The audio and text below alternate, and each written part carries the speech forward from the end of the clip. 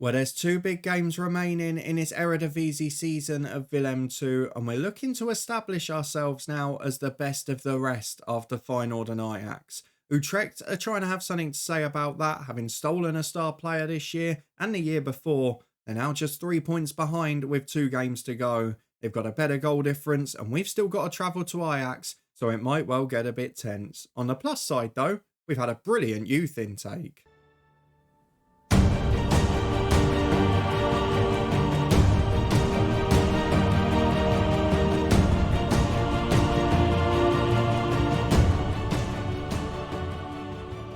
Yes, hello and welcome along to part 21 of the Coach's Head with me, Daniel. We are back today in this alternate head coach save with no say in transfer staffing or contracts. And this time we go away to Groningen, who are again battling against relegation, or the relegation playoff, I should say.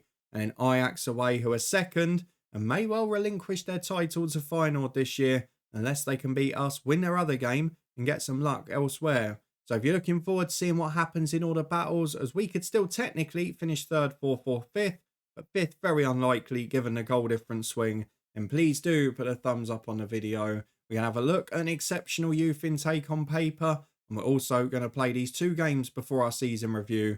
And as you can see perhaps from the team news near the top, we've got a few issues in holding midfield with injuries. Let's start though by having a look at the youth intake, because it has been an exceptional group that we've had through this year. 2 or 3 players that could make it to the top, and 2 or 3 that could well be contributors in the Eredivisie, which is important for this club, both in terms of making money and producing stars to replace the people who we sell for money. So let's look at the 2 at the top of the tree this year. We have got Thys Huybers, who is an attacking midfielder. He's unambitious, he's maybe not the best yet, but at 15 years of age, you can see he's sort of got the core attributes in the areas you need. Looks to pass instead of shoot, which is unselfish, but maybe not ideal, given he's not a bad finisher for his age. And I think, given time, he could become an important player, but it's all going to be about the mentoring and getting that attitude right. The second one, though, is Noel Boogers, who is a centre forward. 1.5-star ability, 5-star potential. Not the best just yet, but you can see where the attributes are. He's electric quick, he's good off the ball, he works hard. Maybe not the best finisher on paper just yet, but it should become decent if he improves over a number of years. He's a loyal player, he works hard. I find his player traits a bit odd actually, that he comes deep to get the ball, but then plays no through balls. So is he just getting it and then running through danger zones? Maybe something that needs to be coached out. But otherwise, 2 pretty good players through the intake. And there are 2 others that have already got 1.5-star ability. Efekan Gungor is a left back who is 16 years of age. Can't jump, he's very short, but is actually a decent player across the board. Basically got 9 in every important attribute, and mentally he's relatively good. Don't like that he dives into tackles, don't like that he shoots from distance, and don't like that his jumping reach is 1, but will become a decent player regardless. And then the other one is a left winger, Sydney Mafosa, who I've got to be honest, I think looks the best of the lot. Again, short, doesn't jump well, but the key attributes are great, the personality is good. I've got a sneaky suspicion that he might be the one that ends up making it out of this. We'll wait and see if I'm right or not. But a very good youth intake. Some players that are going to play in the top tier in the Netherlands at the very least. And although it may well be well after we're here at this club, definitely players that the club can look forward to in the future. Let's move back to the present though and have a look at what's been happening since you were last here. If we go through to the schedule, you were with me as we battered Utrecht and then got beat by Galatasaray in heartbreaking circumstances. Well, I think it would be fair to say we had a little bit of a wobble after that Europa departure. We certainly struggled the weekend after, and then a couple of games after that, we were a little bit inconsistent. We found some form, particularly in a couple of home games against poorer sides recently, and the goals have started flowing again. So, away at Venlo, we lost by 4-2. We scored via Al-Qahtani and Adeli as we actually came back from 2-0 down, but we just ran out of legs late on. We didn't have quite enough to rotate as much as we wanted after that defeat on the Thursday, but it didn't work out. It was never going to be an easy game, and we really struggled with it. As we did the following week against AZ Alkmaar, it looked like we'd done enough to grit a 1-0 win, and then ironically, it was Kayouf who had another very good game, who let one slip through him, probably should have saved it, and it ended up being a 1-1 draw in the 90th minute, despite ruining Indio's opener. Away at Go Ahead Eagles, a 1-1 draw thanks to a late Bajrami equaliser. This time it was Ike Ugbo who was banging them in, wasn't he, for Sheffield Wednesday in real life this season on loan. He got the goal for Go Ahead Eagles, but we did find a way to get a point, which is crucially important at this stage of the year. We did then win against Adu Den Haag by 3-1. We went behind in this game. We got a brief scare, but Indio got a couple, and then Bajrami got one up front. Against Heronveen, a 2-1 victory, where again we were pegged back towards the end, but Bajrami and Yuhin's goals had done enough. And then against NAC Breda, who have been diabolical this season, we did manage to get a comfortable win. It was only 2-0 when they got a red card, but we did score 3 more despite conceding a silly penalty. And it was a game where we got a couple of people on who hadn't featured for a while. So Adeli up front hadn't had a game for a few weeks. Conte the youngster got on, Van der Putter as well. And Antman, who's drifted away in recent times. Fafana, Lachkar, Thomas and an Indio brace got us the 5 goals there. And now we face 2 very different challenges. 16th place Groningen and 2nd place Ajax. One battling to avoid the relegation playoff, one trying to hold on to their title. Let's go and get through the fixtures and see how we get on in the first. We've got the head coach attire on, ready to go. So let's see how we produce the goods against Groningen. Utrecht are playing PSV, our rivals, so I won't expect any favours there. And AZ Alkmaar have got a home banker against Volendam, so I'm expecting them to win as well. On the left there, is that Ryan Kent? He's 34 now. And he's still going for Groningen. I mean, he's still a good player, to be fair, but you can see why they're struggling a bit. Jan Bednarek, how old are you? 35 and declining quick time. So basically, they've tried to sign a Legends team and they've all run out of steam. Is that the idea? Although I don't recognise too many of the others, in fairness. So we're going to get these boys closed down. We're going to have a look at our 11. If we can play the same team as last week, I probably will, because it did really well. We had Lachkar in for Zinjago, who had been struggling. And I'm going to stick with that. I do need to drop Rosier off the bench, but Tobias Beck is back from his knock. So he's going to be on there today. 45 minutes if needed. But Indio, to be fair, has been a star player this year. I wanted him to be a centre forward when he came in. He's ended up being a star right winger. So definitely big credit to the director of football. We're also going to look at Al-Qatani, who it says is not quite fit. Is there any point taking a risk at this stage? Probably not, but I don't really want the 2 unhappy ones on the bench, so I'll leave him there, but I definitely won't bring him on. That means our 11 for today in full is Keuf in goal, who's been a good signing overall. Dokic and Torbed, the fullbacks, with Lachkar and Jamaid at centre-half. Fafana and Timmer, the established midfield 2, with Kwok Yu Hin as the number 10. He's had a good second half of the season. And then it's Thomas and Indio behind Bajrami up front as we look to secure the top 3. What would be ideal is if we could win today, then Utrecht somehow drop points and we end up with 3rd guaranteed before the Ajax match. That would be nice. I'm not sure it's going to work out that way. Let's ask the lads to pick up where they left off. They were brilliant last time out, but they were at home to the worst side in the league. And here, I'm a little bit more worried. They have lost 3 out of the last 5, Groningen, but they're going to be scrapping for their lives. This will not be an easy game. 5 gone. It's been quiet so far. No shots from either side just yet. Well, I think any hope of a favour has gone because as well as having an injury already to Kwok Yu Hin, Utrecht 2 up against PSV in 7 minutes. I don't know what's happened to them in this save. They're so bad. Gonzaga getting the first of them as well. And Kwok Yu Hin, his replacement, is injured. So it'll be Oliver Antman who comes on. Doesn't really weaken us in that position, but he's not played a lot of football recently. So maybe won't be straight up to speed. Groningen having all the shots here. Fine order behind. Ajax might yet be in that title race. And now Dokic has done his hamstring. 2 injury subs enforced after 26 minutes. Bosluk is on out there. 1 more and we won't get the chance to make our own sub breaks as Utrecht go 3-0 up against PSV. And we throw some encouragement because 10 to the break, we've not managed to shot on target. Though we've been disjointed a bit by a couple of injuries here. You can see from the match ratings at the bottom, Hugh looks like he's having a standout game. It seems to play up to you guys on the camera as Thomas goes back to Bosluk. The sub finds Thomas again and Antman. 2 subs combining. It works down the left. Nice play from Thomas this time, but Antman's beaten to it. Just not quite up to speed. Not winning those duels, those 50-50s. And it's hoofed downfield by Groningen. We've got to deal with it, and Bosluk does. Antman finds Thomas. He's intercepted, but he gets the second bite of the cherry. That one's better. Thomas inside to Timmer.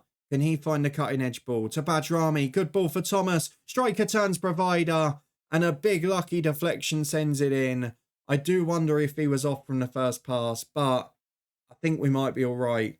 We are. It's a fortunate goal, to be honest. We had 2 or 3 chances at a couple of the passes, and it was a big deflection on the shot. But the goal still counts. We're 1-0 up. And while Utrecht have got the better goal difference, we're doing a job at the minute in terms of points. We've only had 1 shot on target, but it's all we've needed.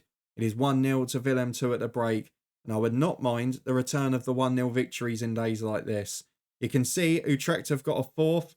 Ajax are catching 2 points back on Feyenoord. It's turning into a very interesting day here in the Eredivisie. We're sending Groningen into a relegation playoff, and Feyenoord are not willing to give up that title. I've pressed encourage by mistake. Oh no. I meant to press praise. Touchline shouts a thing of the past next year. It will stop me getting myself in trouble perhaps. As Ryan Kent has got the corner kick. He can still deliver a set piece at 34. Lachkar heads away well. Gonna have to look at changes soon. Bafana and Torbed both struggling, but I've only got 1 sub break, so I don't want to waste it too early. What I'm going to do, 20 to go. Indio's had a very rare poor game. Tobias Beck will come back into the side. We're going to take off Bafana, who's frustrated. We'll replace him with not Al-Qatani. It's going to be St. Jago, and we'll push Lachkar into midfield. And then at the back, we're going to take Torbed off. He's going to be replaced by Van der Putter. The 2 youngsters both getting minutes at a crucial time of the year. It's been very much the same likes of subs coming on. We've not seen much of Adeli recently. We've not seen much of Conte, but it's just the way it sort of worked out with the injuries, with the fatigue. We're going to praise the lads with 10 to go. They've had a good game. And I wish they'd have a bit more confidence about it, because as we approach full time, I think I'm going to have to time my way through this. We've got 3 minutes of added on to go. Van der Putter will drop to a defensive duty. I'm going to drop Thomas to a support one. I'm going to drop Antman to a support one. And we're going to start slowing the game down. We're going to slow the tempo. We're going to time waste. We're going to play for set pieces. We're going to slow it down with the keeper. And we're just going to make sure we get over the line. I know it's not exciting to watch now, but we're not going to beat Utrecht on goal difference this year. If we're going to beat them, it's by getting the points. And looking at the Ajax game on the final day, this win becomes crucial. We've picked it up. It's an ugly 1-0 away win. Apologies if you were coming here for entertainment on the pitch. We've done the job. We did just enough to win it. And we've got the job done. We're 3 points clear going into the final game. And Ajax, who will be looking to try and win the title still, are the side that we've got to do the work on. Now, it's actually been interesting at the top, because Ajax have caught the goal difference up a bit. So if Feyenoord lose and Ajax win, Ajax could conceivably end up chasing a late 3rd and 4th against us, which may open the game up. Utrecht are well clear of us on goal difference. Gonzaga's made a big difference there. So as we head to the final day, it's all to play for at the bottom, the top, and in the race for 3rd.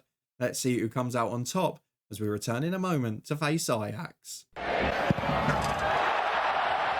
Well, it is fitness test time ahead of the Ajax game, and injuries very much part of the reckoning again, because Timmer, our holding midfielder, is out.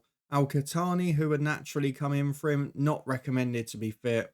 And Tobias Beck still limited to a place on the bench. So far from ideal, but Dokic does make it after coming off last week. So let's have a look at the 11 we can put out. You can see Timmer there in holding midfield's going to have to go. St. Jago will come in for him with Lachkar going back into midfield. And then on the bench, it will have to be one of the 2 unhappy ones. And I think probably Ivan Pratajin, just based on his morale, will be the one selected. The rest of the team, I think, is going to stay the same. There's no point making too many adjustments here. I think Antman did well coming on for Kwok Kyu Hin, so I might give him the start as well. But they're going to be the only 2 changes, and one of them is enforced. So it is the same team, with the exception of St. Jago in at centre-half, Lachkar moving into midfield to replace the injured Timmer, and then in attacking midfield, Yu Hin came off for Antman early in the last game. That change becomes permanent from the start of this one. Ajax 3 points off in a title race. They must win today. And we've got to avoid a defeat if we want to finish in 3rd again and above Utrecht. Let's submit the team and see how we go. We'll keep a very close eye on the other fixtures. Fingers crossed this is going to be a positive day. One change for Ajax, who have got the likes of Kato, Wrench, Tammy Abraham up front, Hamed Traore in there. They're a good team that have had a poor season. They've struggled with a new manager. They've struggled with changes. And a lot of the young superstars, the likes of Sabaya and Schmidt, who we've managed in a full head coach save, not getting a start in this one. Let's go through the dressing room, prove a point, boys. Produce the goods for me. A tough game, 2nd v 3rd, and we need to hold on to 3rd with at least a point. Let's see who Utrecht have got. They are away at Feyenoord. Oh, the top four head-to-head on a final day. This is now interesting. Feyenoord can hopefully do the job, and then it doesn't matter if Ajax do as well. Abraham cuts it back to the edge to Anavi. Straight start from Ajax. Great ball in. Kayouf gets the block away. We're going to need him to have a good game. Held them to a draw in the Dutch Cup, didn't he? We went out on penalties. But if he can produce that display again, we might be all right. If Feyenoord do the job, though, we don't have to worry about anything else. Let's get the league table up over here. And hopefully, Feyenoord get at least a point. Means they will win a title and we'll finish third. Happy days. Well, the stats are looking pretty alarming for us after 20 minutes, but not when it comes to the latest score tab, because Feyenoord are 1 up and right on cue, Utrecht have equalised. It would be a backward step if we finish 4th this year. We still don't know about the cup, whether or not we're going to get the chance to go straight into Europe or whether we have to go in the playoff. Utrecht have now missed a penalty as well. They're pushing, but we're on the front foot with Antman. After being outplayed, can we take the lead? Bajrami just beaten to it. Cuts back to Lachkar, into Indio. Support from Torbed, the youngster. He's in. What a moment this could be. Arinchelo Torbed. He's becoming the star. 8 million for Denzel Hall, and you've got a youth player to step in who's just as good. Director of football, you know what you're doing. Him and Kiyuf is January signing, the best 2 players on the pitch. What a footballer this man is going to be. We're 1-0 up, that's important. But Ajax are straight down the other end with Hato to Abraham, who heads just over. We'll go in ahead at half-time by the looks of it. And that is a minor miracle given the stats. And Feyenoord have just taken the lead as well. 2-1 to Feyenoord. As it stands, we're comfortable. We're 6 points clear in third. What was the worry? We're closer to Ajax than we are Utrecht. Certainly not been that easy in the reality of it, but we'll take it. PSV now 3 up, the most unpredictable team in the world.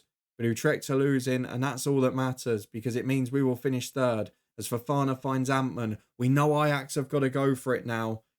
And will they overpower us, or will we find spaces on the break? That's the question. Varys down the right. It's a great ball to Abraham. He's on. It's a great save. Kayouf, though, is to the rescue again. What is it about Kayouf and playing Ajax? He loves it, the boy. He's had a wonderful game again. Hopefully he can keep it up a bit longer, as we're very open at the back here. Ferdy gets down the right to Varys. Our left-hand side really struggling to deal with it. Mansverk in. Beats his man with ease. Across the box to Samu. Oh, he's missed. Oh, that's a glorious chance. You can't be missing those, can you? I mean, we'll take the luck as Utrecht have equalised again. And with 20 to go, we are still ahead. I'm going to bring Kwok Yu Hin on for Antman, who's been pretty average. I don't want to change too much here, though. Going to bring Al-Khatani on for Fofana. We'll move Lachkar over. Going to take Thomas off for John Conte. Going to take Badrami off for Adeli. We'll leave one sub for later on if we need it. Before the attacking players changed, we're 1-0 up. And we're holding on as it stands. Elsewhere, Groningen are winning at the bottom, but it's not enough to get them out of the relegation playoff. We have had 1 shot on target. Ajax are approaching 25 shots on goal. And we're still 1-0 up with a few to go. The goalkeeper rating may be about to pass 8 as Samu on the edge of the box. Back to Wrench. There's a few tired legs in there now, but I don't know what to do. Sabaya, was he onside? Oh, I hope not. But he is. It deflects off Jamaidan in. And it's 1-1, and now it's a nervy finish because, look, Ajax straight back on the attack. They smell blood. Cortez gets in. This could be a quick turnaround. Oh, it's off the line. Who saved it? Dokic keeps it out. How has it not gone in? Indio away. But it's still with Ajax, and they're still attacking. The offside flag now goes up, and right, we're going to take off Indio for Tobias Beck. Bit of height at the back post. I've made the wrong sub there. Bear with me a minute. And then at right back, Torbed, defensive duty, please. No need for you to push. Katani, defensive duty, please. Kwok Yu Hin, support duty, please. Conte, support duty, please. I know it's early for me, 84 minutes, but the time wasting's going on. We'll play for those set pieces with the big team we've got. And we're just going to try and contain here. I don't want to get caught in behind, which is what is happening a lot. And while hopefully Feyenoord will hold on to a result here, we need to try and do the same. There are 4 minutes added. We're doing okay. Feyenoord still level with Utrecht. And we've got the point we need at Ajax. Kayouf, the goalkeeper, take a bow. Brilliant yet again. 7.8 rating for him. He loves playing Ajax. Their expected goals is almost 4. but our goalkeeper makes sure it's only one, and even that was only a deflected own goal. One shot on target taken at the other end. Great effort offensively. But let's have a look at the final table, confirm everything, because for the second year in a row, while not comfortably, we have finished in third place. Feyenoord take top spot in the Eredivisie. They rip Ajax's crown away from them. We keep third ahead of Utrecht, but that top 5 is getting fairly settled now. In fact, I think that top 7 might be the exact same order as last year. Maybe PSV were 8th, but the top 6 is certainly the same. And then at the bottom, Groningen, a relegation playoff for them, but another good season of Willem II. Let's go and have a look at the season review and see who have been the stars of this season. And hopefully we'll get a good transfer budget as well. Well, the good days have gone. They've very much gone from the board. Our transfer budget this season is minus 5 million. The negative transfer model is back after last year the director of football got to spend. And if you look 2 items below it, it concerns me even more. Sunderland looking to bid for Torbed, who's worth 13.5 million. But even then, has a release clause of about 21, 22, 23.5 million. So I've got a feeling we might lose another superstar this time. And whilst Banda Putter is behind him in the pecking order, and while that will put our transfer budget in the positives on its own, we are going to lose a few this year. To be at minus 5 million as we keep progressing the club, it doesn't make sense. I know about the negative model. I know we've got 2 signings coming in. But I don't understand with this year as well, because yes, we've spent 20 million, but we've made a profit and we had a positive budget this year. Just going back to the start of the summer, he spent a bit on Indio and Al-Qatani, but then he bought in money for Erman and Zeefoyk. So it's not like it's been a net spend of any sort. We're selling players for a profit. We're bringing in young players for good values and we're selling them on for more. The director of football's doing everything he can. It's the one little bugbear I have. While it's making it a great challenge, it's not entirely realistic the way that's panning out. Again, with European football late on as well, there's 30 million in the bank too. And the problem I have is that not that all of that's then happening, but then they won't invest in the facilities. They won't invest in the youth recruitment, the junior coaching. They're saying that they don't want to spend that money. It's good enough for a club of our size. Well, what are you doing apart from pocketing the money as a board? I'm basically giving them a dream financially, and they're keeping every penny of it to themselves, which is not ideal at this situation. We'll get through to the end of screen messages. We won't get the full end of season review because of the European playoff, but we can have a look at some of the key items and get planning for next season, because it looks like we're going to be losing some stars if we want to have any movement in the window yet again.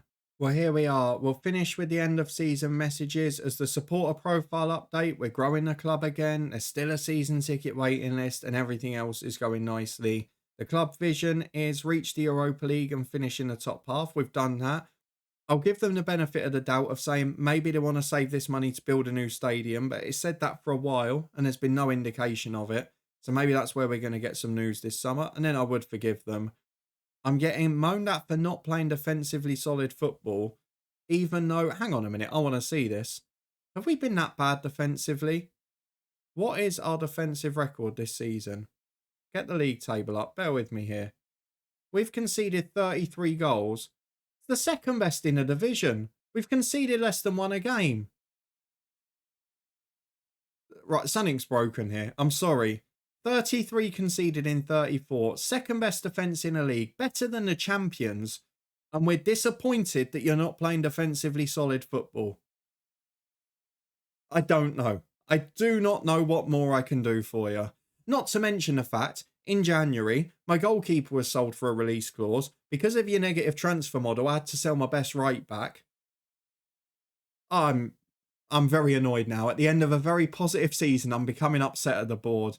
Lachka and St. Jago, the team leaders, both being linked with moves away. In the group below, we know Grudem and Rosier will probably move on too, and as well Pratajin from the influential players. This could be quite a difficult window for us on that front. I'm a little bit worried about next year.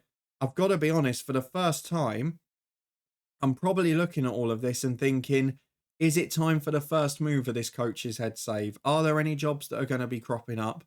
And are there any that are worth taking for us? At the moment, there's not a lot. There's a couple in the Bundesliga. There's a poorer one in Portugal. There's not a great deal else about. But that's something I wouldn't rule out yet. If the right job comes along, we might well have to consider a move. Because we've taken this club to a limit and they don't want to push them to the next level, which is a big concern. Of course, the next episode will either be a summer transfer special. I'm imagining with 3 or 4 departures from this screen, particularly Torbed and maybe Lachkar. Or will it be a job offer, a job interview, a new club? Let me know in the comments what you would do if you were in my position here. If you've made the club loads of money, got them into a great position, but then they keep selling your stars, which is fine, but they're not investing the money and pocket it in themselves, not improving the facilities or investing behind the scenes, would you start to look at a move here? Because I don't really see how we take them any further. This is going to be our limit, our peak, unless we can do something drastic here, which we're not being allowed to do. The director of football, though, I'm sure will do his best. He did great in a loan market in this position 2 years ago. If you enjoyed this one and you want to look forward to seeing what he does, or whether we move on to another club, then please do put a thumbs up on the video, subscribe and turn that notification bell on. We'll be back on Saturday with all of the answers. Will it be a new club or will it be a transfer special? Let me know in the comments which you think it would be, what you would do if it was you. And we'll find out the answer together in a couple of days' time. But between now and then, we're back with Southend United tomorrow. An incredibly frustrating 14th season there. There's also links in the eye above to the Twitch channel for regular live streams from FM and Euros watch-alongs. And the football podcast, which will be back up and running in the next couple of weeks with regular content for the new championship season. I'll see you there for all of that, but thank you very much for watching. And I'll see you back here in a couple of days' time as we may have a big decision to make with our future of Willem II.